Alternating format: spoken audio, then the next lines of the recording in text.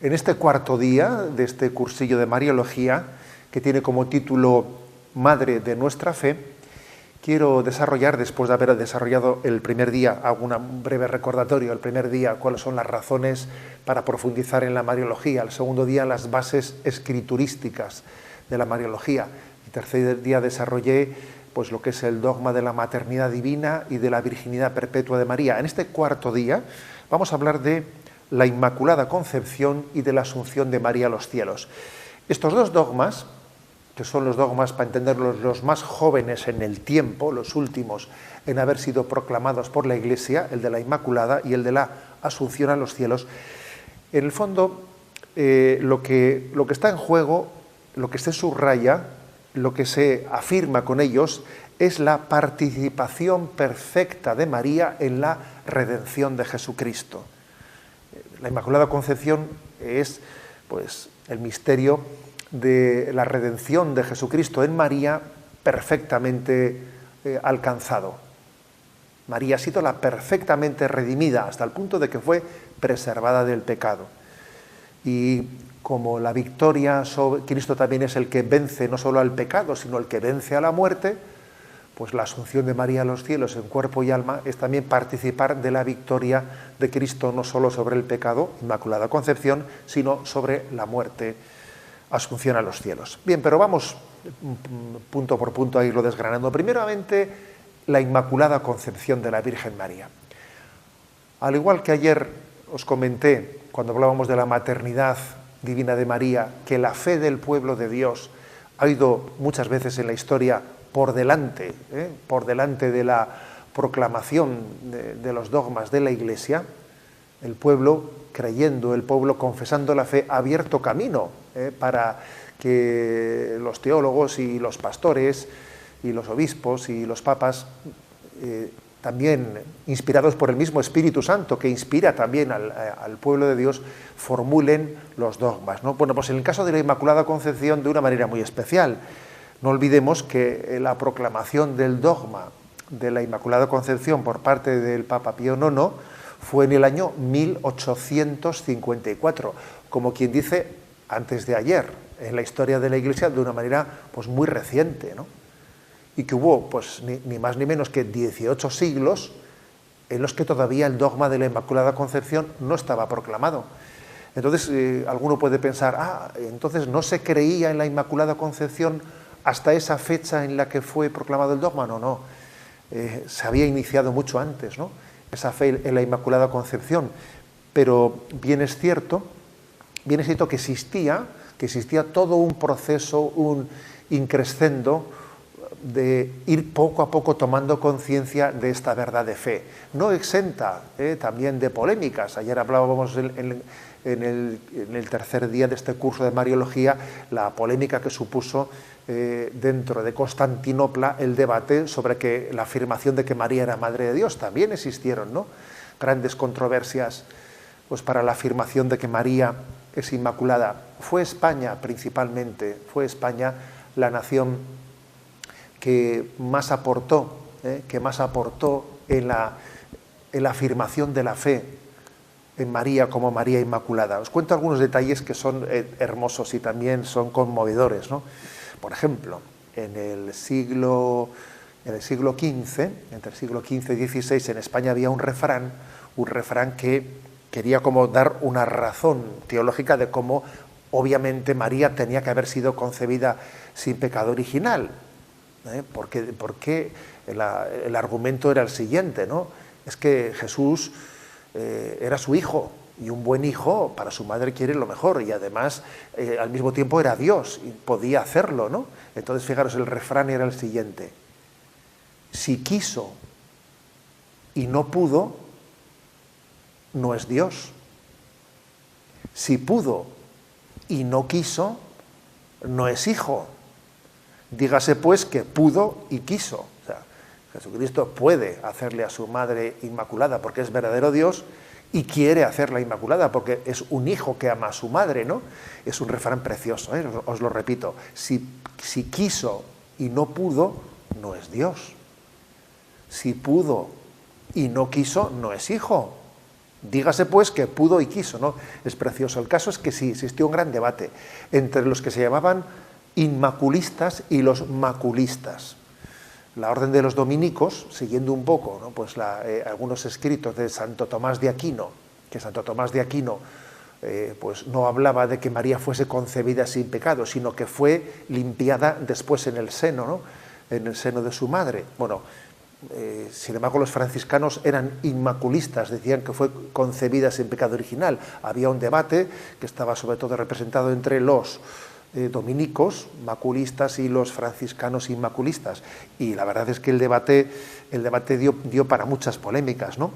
Por Sevilla, por ejemplo, fue testigo de cómo pues hubo una predicación en la iglesia de los dominicos, en donde un tal padre Molina se atrevió allá por el año 1613, se atrevió a predicar que María había sido concebida con pecado original, pero que luego fue preservada del pecado, fue limpiada del pecado, ¿no?, después de haber sido concebido con pecado.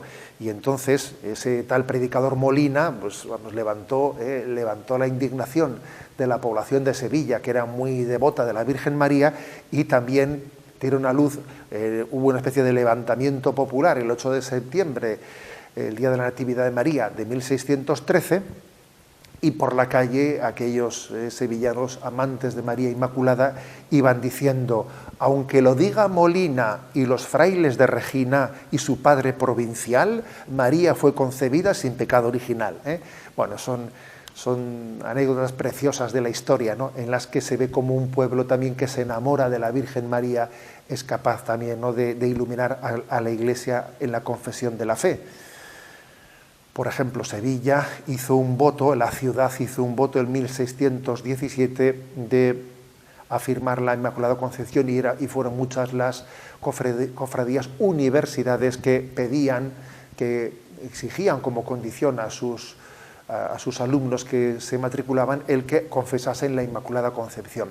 Con todos estos datos históricos, lo que quiero deciros es que, aunque la afirmación dogmática, y por lo tanto que nos obliga a todos, ¿no?, como católicos, pues fue del año 1854, mucho antes, el pueblo de Dios, especialmente amante de María, había sido gran defensor, ¿no?, de esta afirmación.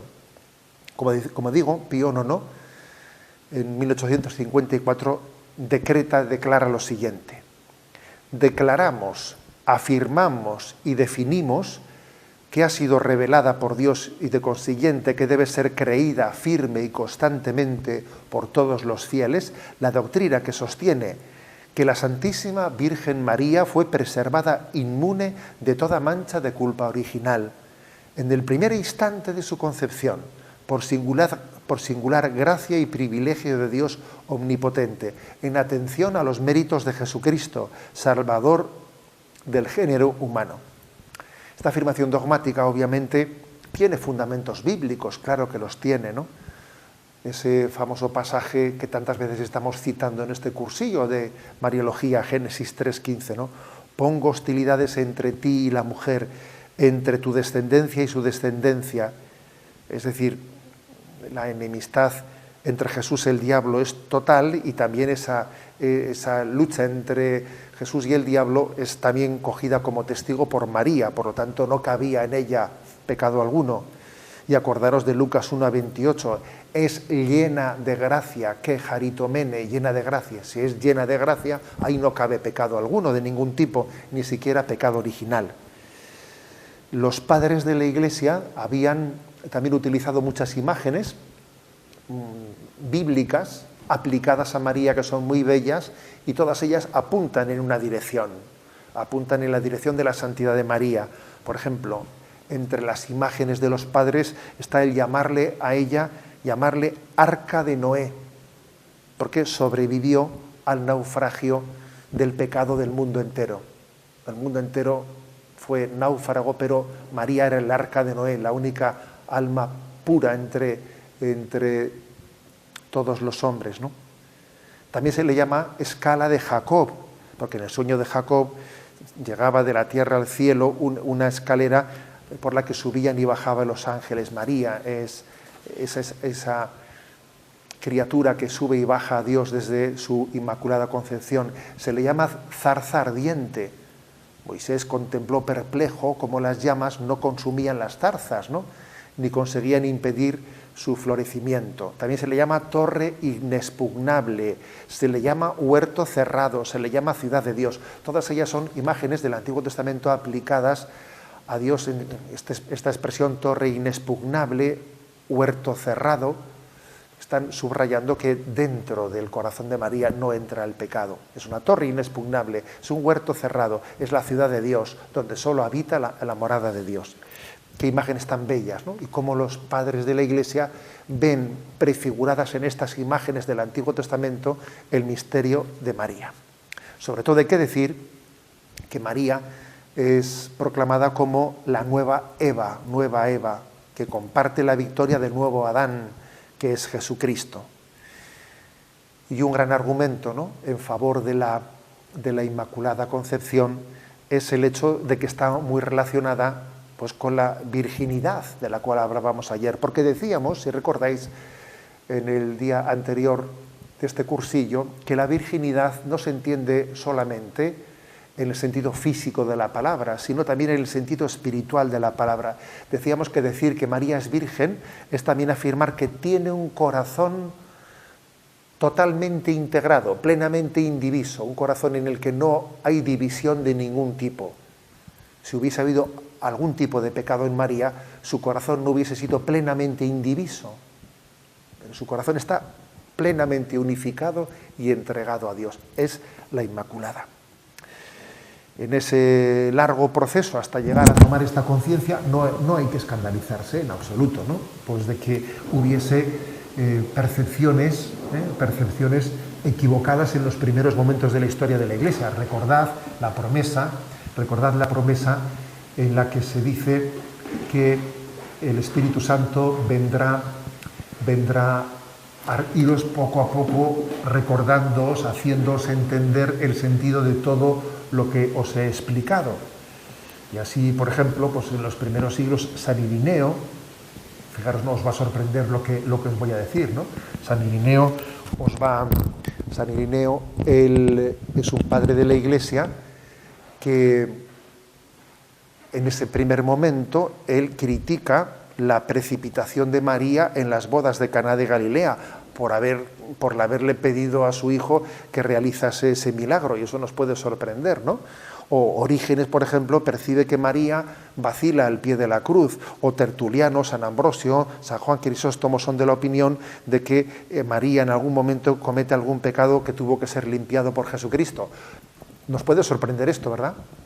Pero es que tenemos la suerte de que la Iglesia, a lo largo de la evolución de los siglos, el Espíritu Santo que habita en ella le ha ido haciendo comprender cada vez de manera más perfecta el sentido de la revelación. Estas confusiones que hoy en día nos pueden llamar la atención tenían también algunas circunstancias que las explicaban. Por ejemplo, en aquel tiempo se pensaba que el pecado original era transmitido en la concepción a través del Padre, que era en la concepción, en la generación de un ser humano, era el Padre a través del semen el que transmitía el pecado original a las siguientes generaciones. Y desde esa concepción, pues como María también fue concebida, obviamente por sus padres, se pensaba que ella también había recibido, obviamente con concepciones incorrectas, que fueron poco a poco siendo superadas. O también en los primeros siglos había como una indeterminación sobre cuál era el momento en el que el alma era infundida al feto. No se tenía la conciencia, como tenemos hoy en día, de que el alma es infundida en el mismo momento de la concepción y no meses después, cuando ya el embarazo se ha prolongado, ¿no? Había, como digo, razones como estas dos que os he esgrimido para explicar por qué podía haber un cierto confusionismo o una dificultad de la confesión de la Inmaculada Concepción. Poco a poco los padres van, primeramente, dejando de hablar de María cuando se habla del pecado. Por ejemplo, hay un sermón de San Agustín precioso que dice: hemos de exceptuar a la Santísima Virgen María, acerca de la cual no deseo suscitar cuestión alguna en lo tocante a los pecados, por honor del Señor, porque de él sabemos que qué abundancia de gracia para vencer al pecado en todo detalle se le otorgó a la que tuvo el mérito de concebir y dar a luz aquel que sin duda alguna no conoció pecado. O sea, San Agustín dice, a ver, estamos hablando del pecado, de María no hablo. Bueno, pues poco a poco se fue creciendo, ¿no?, en esta conciencia, y entonces, bueno, pues en el siglo V, por ejemplo, hay un padre que se llama Teodoro de Ancilla que llega a decir que María es la toda santa, y en Oriente se comenzó a llamarle a María la toda santa. Quizás fue el nombre anterior que se le dio antes de decir la Inmaculada, la toda santa. Bien, lo importante es que en esta toma progresiva de conciencia de la santidad de María hay un gran valor teológico, un sentido espiritual que es con el que nos tenemos que quedar, ¿no?, al margen de las anécdotas históricas. ¿Cuál es el sentido teológico espiritual del dogma de la Inmaculada Concepción? Bueno, sobre todo, aunque ese dogma estaba formulado, como habéis visto, ¿no?, en sentido negativo, María fue preservada del pecado, pero detrás de esa formulación en negativo, o sea, no tuvo pecado, hay una afirmación en positivo, ¿no? ¿Y cuál es la afirmación? Que ella tiene la plenitud de la gracia recibida por parte de Dios, la plenitud de la gracia, que decir que María es inmaculada no solo es decir no ha tenido pecado, no, sino que ha tenido la plenitud del amor del Padre, porque la santidad es una iniciativa amorosa de Dios. Ser santo es el mayor signo de ser amado de Dios. No sé si conocéis, hay una gran también, ¿no?, pues, debate entre los estudiosos de cuál es el significado etimológico del nombre de María. ¿Qué significa la palabra María? La verdad es que la palabra María, si veis en la Sagrada Escritura, la primera vez que aparece en las Escrituras es cuando el pueblo de Israel estaba desterrado en Egipto. Y allí se dice que la hermana de Moisés se llamaba María, ¿no? Bueno, la etimología de María es complicada, pero posiblemente puede tener un origen en el que haya parte de hebreo, parte de egipcio, cuyo significado puede ser ni más ni menos que lo siguiente, y quedaros con esto, porque me parece que es lo principal. Significa María, el término María, amada de Yahvé. María es la amada de Dios. La santidad de Dios reclamó la santidad absoluta de María, ¿no? Y no hay mayor expresión, ¿no?, de que Dios nos ama, que nos da el don de participar de su santidad. Somos infinitamente amados por Dios. Por eso Dios nos llama a ser santos. La mayor prueba de que Dios nos ama infinitamente es que nos pide la santidad, nos llama a la santidad, nos da la gracia para que podamos ser santos, ¿no? En nuestra cultura quizás le hemos quitado importancia al pecado. ¿Qué más dará el pecado, no? O sea, tenemos una falta de conciencia de nuestra indignidad y falta de temor de Dios. No somos conscientes, ¿no?, de que el pecado tiene unas consecuencias mucho más dramáticas de las que nos parece que es algo insignificante, ¿no? Es una cultura, la nuestra, frívola, hemos frivolizado el pecado. Sin embargo, el amor de Dios es incompatible con el pecado. Si se ama a una persona, se le desea su bien. Y es dramático, el pecado es dramático, porque es la separación del bien. Por eso que Dios nos ama es que Dios está plenamente comprometido con nuestra santidad. Esto es lo principal, lo que debemos de quedarnos, ¿no?, como el testamento, lo que la Inmaculada Concepción quiere enseñarnos. Ella fue la criatura más amada por Dios de toda la historia. Por eso fue inmaculada. Y nosotros también participamos de ese infinito amor de Dios. Por eso nos llama la santidad. Y un sentido más también de la Inmaculada Concepción. María es la mujer perfectamente libre, porque para poder colaborar con Dios era importantísima tener una plena libertad. Ahora bien, una plena libertad solo se tiene cuando no se peca, porque cada vez que se peca somos menos libres. Otra cosa que tenemos que purificar de nuestro concepto es el concepto que tenemos de libertad. A veces pensamos que la libertad es poder pecar. No, pero lo de poder pecar no es la libertad, es una consecuencia de la libertad. Pero cada vez que pecamos somos menos libres. Nuestra libertad está más esclavizada. Donde seremos plenamente libres es en el cielo. Allí seremos plenamente libres y allí no podremos pecar. Con lo cual eso de que la libertad es poder hacer una cosa o su contraria, definir la libertad meramente como poder hacer el bien o el mal, cada uno que elija, bien o mal, porque lo importante es ser libre. No, eso no. Ese es un falso concepto de libertad. La libertad es la capacidad de poder determinarnos para el bien. Cada vez que nos determinamos para el mal, somos menos libres. Bueno, pues esto es lo que la Inmaculada Concepción nos enseña también. La santidad es condición para la libertad. Cuanto menos santos somos, menos libres somos, más esclavos somos del pecado. María es la mujer plenamente libre que en su santidad nos descubre qué es la libertad, qué es la verdadera libertad. Y además, su santidad, la santidad de María, no le aleja del resto de los pecadores. A veces pensamos que las personas santurronas, perdón por la expresión, son personas que no pisan el suelo, que están en las nubes, que no tocan la realidad. Las personas santas no son capaces de convivir, ¿no?, con los pecadores. Eso no es verdad. Eso no es así. Lo cierto más bien es lo contrario, que los pecadores no se aguantan entre ellos. Los pecadores no tienen paciencia unos con otros porque son pecadores, sin embargo, la santidad tiene mucha paciencia, como el corazón de Cristo lo ha manifestado, ¿no? La santidad no le aleja de la realidad a María, no le tiene alienada en una nube, no, María es madre de los pecadores y está muy cerca de nosotros, de todos y cada uno de nosotros. En este dogma de la Inmaculada Concepción apreciamos algo, ¿no?, que a veces, pocas veces pensamos en ello, ¿no?, que es el valor de la preservación. Dios no solo nos redime en el sentido de que nos da la gracia para reparar lo que hemos hecho mal, sino también nos da la gracia para preservarnos de hacer el mal.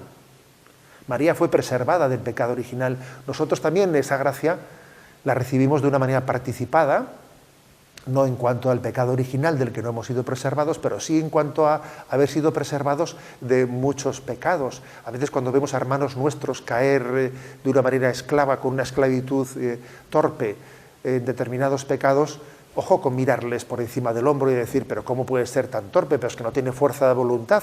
Ojo, tú dale gracias a Dios por haber sido preservado, por haber recibido una gracia de Dios de la cual quizás tú no eres consciente, ¿no? O piensas que es puro mérito tuyo o un mero mérito humano, sin descubrir que has recibido la gracia de haber sido preservado. Pues bien, no quiero concluir en esta disertación sobre lo que es la Inmaculada Concepción de María sin subrayar una cosa, y es que la devoción al corazón inmaculado de María está muy ligada, es muy iluminadora de este mismo misterio de la santidad de la Inmaculada Concepción. El corazón inmaculado de María es una forma de invocar a María que ayuda mucho a entender la Inmaculada Concepción. Desde los primeros tiempos de la historia de la Iglesia, de los primeros padres, se afirmó que María concibió a Jesucristo, antes le concibió en su corazón que haberle concebido en su seno. Fijaros, esta es una afirmación de los padres. María concibió a su hijo antes en su corazón que en su seno. El corazón inmaculado de María pues era plenamente abierto al don de Dios. ¿Os acordáis que en este cursillo de Mariología, cuando hablábamos de la maternidad de María, cuando hablábamos, mejor dicho, del pasaje del capítulo 3 de San Marcos, en el cual se le dice, tu madre y tus hermanos están ahí fuera, ¿no? Y entonces dice Jesús, ¿quiénes son mi madre y mis hermanos? Estos son mi madre y mis hermanos, los que escuchan la palabra de Dios y la cumplen, ¿no? Comentando este texto, San Agustín dice que María había tenido más mérito por ser discípula de Jesús que por ser su madre. María había tenido un mérito superior por ser la perfecta discípula que por haber sido elegida como madre. Y aquí también podemos decir que María concibió a Jesús, antes le concibió en su corazón que en su seno, porque era la perfecta discípula, la que era la perfecta amada por Yahvé, que le respondía amor gratuito con amor gratuito. Hablar del corazón inmaculado de María es también hablar de que María es la morada de Dios, es el Sancta Sanctorum. El Sancta Sanctorum, sabéis que era un lugar especial dentro del templo de Jerusalén, en donde había un velo que cubría el Sancta Sanctorum y nadie podía entrar dentro de ese velo, únicamente el sumo sacerdote un día al año, porque era un lugar en el que habitaba la gloria de Yahvé. Y si alguien entraba allí, según la concepción judía, no podía vivir. Era el lugar sagrado, el lugar santo en que el hombre no podía entrar. Bueno, pues ese Sancta Sanctorum, donde habita Dios, es el corazón inmaculado de María, que es templo de la Santísima Trinidad. Lugar también ese corazón inmaculado de María, en el que ella, al mismo tiempo que goza de la presencia de Dios, de la inhabitación de Dios, al mismo tiempo en ese corazón participa de la pasión de Cristo, porque su corazón fue, acordaros de esa profecía del anciano Simeón, traspasado por una lanza.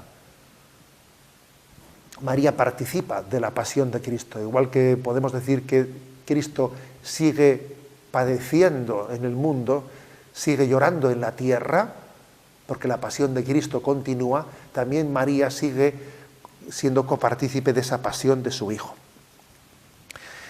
Bien, fue San Juan Eudes quien en el siglo XVII inició especialmente el culto al corazón inmaculado de María. Y hay que decirlo, ¿no?, que el culto al corazón de Jesús y al corazón inmaculado de María son providenciales, porque el hombre de nuestros días los experimenta como un signo especialmente significativo, porque estamos en un tiempo en el que el hombre moderno, el hombre de nuestros días, tiene un corazón herido. Estamos llenos de heridas afectivas. Nuestros corazones sangran porque hemos sufrido muchas decepciones y nuestros corazones están heridos. Por eso la imagen del corazón de Cristo y del corazón inmaculado de María es tan significativa. Por eso en esa gran crisis de la pandemia del coronavirus, pues se recurrió, por ejemplo, el día 25 de marzo, ¿no? 25 de marzo del año 2020, a la consagración al corazón inmaculado de María y corazón de Jesús en el santuario de Fátima. Por tanto, el misterio del corazón inmaculado de María está especialmente unido a nuestra fe en la santidad de María, en el dogma de la Inmaculada Concepción. Y doy un paso más, porque estábamos diciendo que estos dos dogmas, los últimos en la historia de la Iglesia, ¿no?, el de la Inmaculada Concepción y el de la Asunción de María a los cielos, los dos lo que subrayan es la perfecta participación de María en la redención de Jesucristo. Voy a la Asunción de María a los cielos, que es un dogma muy, muy reciente. Fue Pío XII el que lo proclamó en la bula Munificentissimus Deus en el año 1950, muy reciente. Después de haber consultado a todos los obispos del orbe católico, proclamó el Papa en el año 1950, repito, proclamamos, declaramos y definimos ser dogma divinamente revelado que la Inmaculada Virgen María, cumplido el curso de su vida terrestre, fue asunta en cuerpo y alma a la gloria celestial. Esa es la definición breve, ¿no? Lo que se está afirmando ahí que María, a diferencia del resto de los santos, no espera al final de los tiempos a la resurrección de los cuerpos para que su cuerpo, una vez resucitado, se una al alma y disfrute de Dios en cuerpo y alma. No, María, sin esperar a ese momento de la resurrección final, participa ya, ¿no? Su cuerpo ha sido asunto al cielo y junto con el alma de María, María entera, toda María, ¿no?, participa plenamente de esa gloria de Dios. Es una afirmación esta muy interesante, porque fijaros que esta afirmación de que también está llamado a la gloria nuestro cuerpo, este cuerpo mortal nuestro que tantos problemas nos suele dar, porque a veces, vamos a ser claros, ¿no? experimentamos el cuerpo como algo que nos pesa, que casi no nos ayuda a acercarnos a Dios, que es una especie como una rémora, ¿no? Un peso que arrastramos. Bueno, pues esto que lo experimentamos así, sin embargo, este cuerpo está llamado a ser glorificado y a participar de la resurrección de Jesucristo. Y cuando esperamos en la vida eterna, todo yo, no solo mi alma, mi cuerpo y alma está llamado a participar de la plena resurrección de Jesucristo. Nada que ver con las espiritualidades dualistas, de corte reencarnacionista, que lo que vienen a decir es que hay que despojarse del cuerpo y llegar a un nirvana en el que ya nosotros no necesitemos del cuerpo y nos fundamos con un infinito. No, de eso nada. Dios no se avergüenza de lo que ha creado y este cuerpo humano ha sido creado por Dios y está llamado a la gloria. Y por eso enterramos a nuestros cuerpos en los cementerios. ¿Sabéis qué significa cementerio? Cementerium, en latín, significa dormitorio. No puede ser más significativo, es el dormitorio en el que reposan los cuerpos de nuestros difuntos en la espera de la resurrección. Pues bien, María, al haber recibido ese privilegio, ¿no? ese don, esa gracia de no tener que esperar a la resurrección final, sino haber sido asunta a los cielos en cuerpo y alma, María nos está recordando que también nuestro cuerpo está llamado a la gloria. ¿Por qué está llamado a la gloria nuestro cuerpo? No solo porque fue creado por Dios, y Dios no se desdice de nada de lo que ha creado, sino porque Dios, para redimirnos, asumió también el cuerpo humano. Se encarnó, tomó carne y glorificó esa carne. Jesucristo resucitado tiene una carne glorificada y por tanto la carne entrará a ver la gloria. Bien, este es el dogma, esta es la fe, esta es la fe de este dogma mariano. Insistimos, ¿no? Especialmente como lo hacemos, ¿cuál es el significado? ¿Cuál es el significado de este dogma? Desde el punto de vista cristológico, hay que decir que hay un argumento, ¿no? Un argumento para que María esté asunta a los cielos en cuerpo y alma. El argumento podría ser el amor de Cristo hacia su madre. Un amor tan especial que la quiere plenamente cerca de sí. Igual que, fijaros, los evangelios no cuentan, no narran que Jesús resucitado se apareciese a la Virgen María después de su resurrección, ¿no? Sin embargo, San Ignacio de Loyola en sus ejercicios espirituales dice: los evangelios no narran, no cuentan que la primera persona a la que Jesús resucitado se apareció fue a su madre, a la Virgen María. Pero no lo cuentan porque suponen que tenemos entendederas y que entendemos que es de sentido común que la primera en aparecerse fuese la Virgen María, ¿no? Un encuentro entre ambos que tuvo lugar fuera de las cámaras, sin ningún testigo, ¿no? Por eso los evangelistas no lo recogen, ¿no? Pero es que sin duda alguna así fue, ¿no? Y Jesús quiere tenerle a su madre muy cerca de él, muy asociado a esa gloria, a ese estado glorioso en el que Jesús está sentado a la derecha del Padre, pero al mismo tiempo llevando a cabo la obra salvífica muy, muy cerca de su iglesia, y por eso quiere que María esté asunta a los cielos para que, estando junto a él, sea medianera e intercesora ante todos nosotros, ¿no? Este es un argumento cristológico. Y el segundo argumento, en el que quiero insistir, que también está ligado al anterior, es en la inseparabilidad de Jesús y de María. Jesús y María son inseparables. Dios quiso que Jesús viniese a través de ella y Él ha querido que sea a través de ella también como lleve adelante su obra de redención en el mundo. Son inseparables. Me permitís una pequeña anécdota, y es que en una ocasión, pues saliendo fuera de esta catedral, recuerdo que se me acercó una madre con una niña que había hecho su primera comunión, y me decía la madre: me decía, mire, es que la niña me hace preguntas, está en esta edad en la que todos son preguntas y tiene alguna pregunta para hacerle, a ver si usted se la puede responder, ¿no? Y entonces la niña, ni corta ni perezosa, me preguntó lo siguiente: si Jesús se ha quedado con nosotros en la Eucaristía, ¿por qué no se ha quedado también la Virgen María en la Eucaristía, como se ha quedado su Hijo Jesús en la Eucaristía? Y claro, la verdad es que yo me quedé perplejo porque jamás se me había ocurrido una cosa así y me quedé que no sabía muy bien qué responderle a esa niña, ¿no? Y fue motivo de reflexión y de meditación, pero me di cuenta de que la verdadera respuesta, ¿no?, respuesta a esa pregunta es de que Jesús y María son inseparables y que allí donde está Jesús, de alguna manera, aunque no sea sustancialmente como la transustanciación, ¿no?, le acontece a Jesús, pero aunque sea de una manera espiritual, María está presente allí donde Jesús está presente.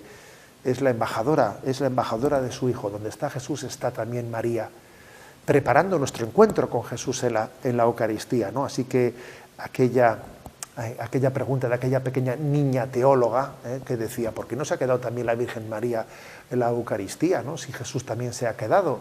La verdad es que tenía una respuesta, ¿no?, que es la de la inseparabilidad de Jesús y María. Pues bien, por esa inseparabilidad de Jesús y María, ella ha sido asunta a los cielos en cuerpo y alma. Demos un paso más. El significado de la asunción a los cielos no solo tiene razones de tipo cristológico, tiene también un significado eclesiológico. Ella, María, es la primicia, las arras, el adelanto del don que Dios quiere dar al resto de la humanidad. Lo que Dios quiere hacer con todos nosotros está como adelantado en la Virgen María. Todos nosotros estamos llamados a la resurrección final. Cuando nuestros cuerpos resucitados se unan a nuestras almas, bueno, pues eso en María se ha recibido como primicia, ¿no? Ella es como un adelanto. Ella es la predestinada, la prellamada, la prejustificada, la preglorificada, ¿no? En ella vemos la vocación tan grande a la que todos nosotros estamos llamados. ¿Te maravillas de que ella es inmaculada? Sí, pero no únicamente te quedes maravillado viéndolo como algo que acontece en ella. Piensa que también Dios te llama a ti a ser santo e inmaculado en el amor.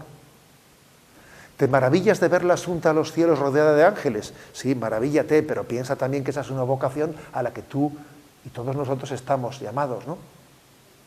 Es decir, María, los dones que ha recibido, lo que están haciendo es que caigamos en cuenta de la dignidad que tenemos los que hemos sido creados a imagen y semejanza de Jesucristo, a imagen y semejanza de Dios, y que estamos llamados a la santidad. Ella nos ayuda, la Virgen María nos ayuda a descubrir nuestra santidad, nuestra dignidad. Reconoce tu dignidad, reconoce que has sido creado por Dios, que estás llamado a la santidad. Igual que he dicho que la devoción al corazón inmaculado de María está muy estrechamente unida a la Inmaculada Concepción de María, porque es el corazón en el que habita la gloria de Dios, es el corazón plenamente enamorado de Dios, ¿no? Ahora voy a decir que la advocación de María Reina está especialmente ligada a la asunción de María a los cielos en cuerpo y alma. De hecho, fue Pío XII, el mismo Papa, que proclamó el dogma de la asunción a los cielos, el que 4 años después de haber proclamado ese dogma de la asunción a los cielos en cuerpo y alma, introdujo en el calendario litúrgico la fiesta de María Reina. Como digo, muy relacionada está en los cielos, asunta a los cielos junto con su Hijo que es Cristo Rey, y participa de esa realeza, ¿no?, de esa realeza de Jesucristo. Fijaros lo que dice el Concilio Vaticano II en la Constitución Lumen Gentium, en el punto 59. Finalmente la Virgen Inmaculada fue asunta en cuerpo y alma a la gloria celestial y fue ensalzada por el Señor como Reina universal, con el fin de que se asemejase de forma más plena a su Hijo, Señor de señores y vencedor del pecado y de la muerte. O sea que el Concilio Vaticano II liga la Asunción a ser ensalzada como Reina universal. ¿Os acordáis que cuando hablamos de las bases escriturísticas, ¿no?, de la Mariología, hablábamos de esa imagen del Antiguo Testamento de la Jebirá, que era el término con el que se designaba a la madre del rey? Y a la madre del rey en el Antiguo Testamento pues se le daba una autoridad muy grande hacia su hijo, porque era la madre del rey. Pues sí, también así lo vemos. Y aunque obviamente los magos de Oriente, cuando llegan guiados por la estrella hasta Belén, y cuando allí se postran, entrando en la casa, vieron al niño con María, su madre, y cayendo de rodillas lo adoraron. La adoración obviamente se dirige al niño, la adoración no se dirige a María no se le adora, pero sí se le venera. Sí que hay hacia ella una veneración por haber sido puesta por Dios como expositorio de ese Jesucristo a quien adoramos, ¿no? Fijaros, San Juan Damasceno dice con una belleza tremenda: verdaderamente se convirtió en señora de toda la creación desde que llegó a ser madre del Creador. Fue madre del Creador y se convirtió en señora. Señora, la palabra señora es Señor, habla de su realeza. Señora de toda la creación. En conclusión, ¿no?, aunque en sentido estricto propio tan solo Jesucristo es Rey, solo Él es el Rey, María, de una manera participada por gracia, como Madre de Cristo Dios y como asociada a la obra del Divino Redentor, también ella participa de esa dignidad real de su Hijo Jesucristo, de manera limitada, analógica, pero participa, y por eso le llamamos María Reina. María Reina. No nos escandalicemos de esto. ¿Acaso no se nos dice también a nosotros que somos reyes, que estamos llamados a reinar con Cristo? Recordad, por ejemplo, 1 Pedro 2:9, ¿no? Vosotros, en cambio, sois un linaje elegido, un sacerdocio real, una nación santa, un pueblo adquirido por Dios, para que anunciéis las proezas del que os llamó de las tinieblas a la luz maravillosa. Apocalipsis 1:6 dice: al que nos ama y nos ha librado de nuestros pecados con su sangre y nos ha hecho un reino de sacerdotes. A Él sea el poder por los siglos de los siglos, ¿no? Y también Apocalipsis 5:9-10 vuelve a proclamar: nos has hecho para ellos un reino de sacerdotes y reinan sobre la tierra. Sí, reinamos, estamos llamados a reinar sobre la tierra, porque el reino es de Cristo, pero Jesucristo no nos quiere como súbditos esclavos, no, nos quiere como hijos asociados y que participan también del reinado de su Padre. Fijaros, ¿no?, qué imagen tan hermosa. Ese reinado de Cristo quiere que seamos señores, que tengamos un señorío sobre la creación, que no seamos esclavos de la creación, que nuestra voluntad sea dueña y señora, y no que seamos esclavos de Dios y dueños en nuestra voluntad, dueños del mundo, participando de su señorío.